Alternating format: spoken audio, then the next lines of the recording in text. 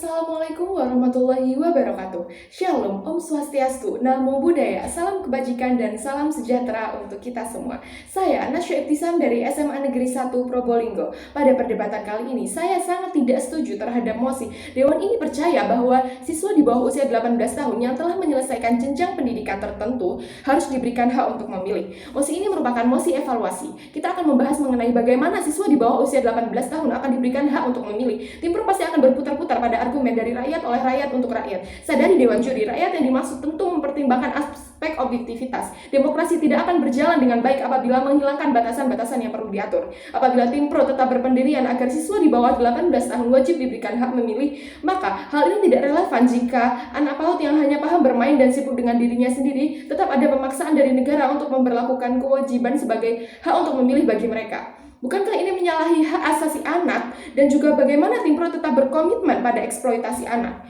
Siswa di bawah usia 18 tahun cenderung tidak dibebankan dengan urusan perpolitikan karena hal ini akan merugikan mereka.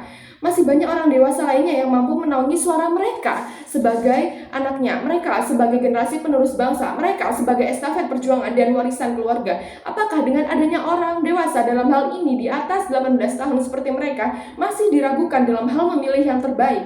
Bagaimana mungkin masalah ini akan dibebankan kepada mereka yang justru masih belum memahami keseluruhan sektor negara dan berkecimpung dalam politik? Apa yang akan terjadi selanjutnya? Saya akan memaparkan dalam beberapa hal. Yang pertama adalah maraknya subjektivitas, di mana mereka anak-anak yang di bawah usia 18 tahun tentunya tidak akan memilih sebagaimana kepentingan negara. Mereka akan memilih apakah itu sesuai dengan hati mereka, apakah itu sesuai dengan teman-teman mereka, dan hal ini hanya akan menjadikan dia itu sebagai bahan untuk FOMO. Oleh karena itu hal ini tidak baik untuk dibebankan kepada mereka karena tidak adanya kehadiran objektivitas di sisi ini. Poin kedua yakni pertimbangan sogokan, di mana pastinya mereka mereka bingung bagaimana mereka akan memilih, dan tentunya banyak orang-orang yang justru menyuruh mereka untuk memilih dengan adanya sogokan-sogokan. Tentu siapa sih yang tidak mau anak-anak kecil yang menginginkan jajan kemudian mereka mendapatkan sogokan? Pasti mereka akan memilih apa yang disarankan itu karena adanya sogokan itu. Yang ketiga adalah KKN, dan tentunya apabila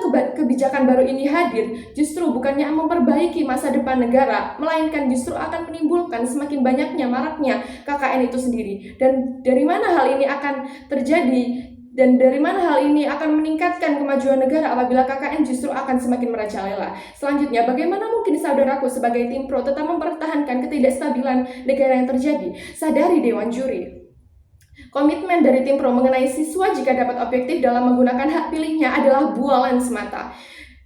Dari keseharian mereka yang selalu diiringi dengan belajar untuk sekolah, beribadah, dan bermain, kini kita harus percaya pada mereka yang memberikan kewajiban untuk anak dalam hak untuk memilih. Dari mana mereka bisa mengikuti perkembangan politik? Selamat datang dalam argumen kami. Yang pertama adalah kertas kosong semakin banyak. Kita perlu menyadari bahwa mereka yang diberikan kewajiban untuk memilih di atas 18 tahun saja masih banyak yang tidak memilih dan justru membuat kotak suara itu kosong. Dan kemudian apabila mereka anak-anak, mereka pasti akan memilih untuk bermain. Bagaimana mereka akan lebih memilih untuk mengantri lama? Mereka akan panas-panasan. Mereka tidak akan memilih itu. Mereka akan lebih memilih untuk bagaimana mereka bisa bermain atau mengejar pendidikan dan belajar di sekolah. Oleh karena itu, kertas kosong akan semakin banyak dan juga akan membuang-buang tentu saja. Yang kedua adalah urgensi yang paling penting. Bagaimana jika mereka yang memilih namun mereka belum mendapatkan pendidikan yang cukup? Padahal urgensi yang paling penting dari siswa adalah bagaimana mereka mendapatkan pengajaran yang cukup. Kemudian, terlepas dari konotasi mempromosikan partisipasi demokrasi lebih awal, ini bukan masalah partisipan, tapi mengapa dalam prinsip adalah siswa di bawah 18 tahun yang juga ada tergolong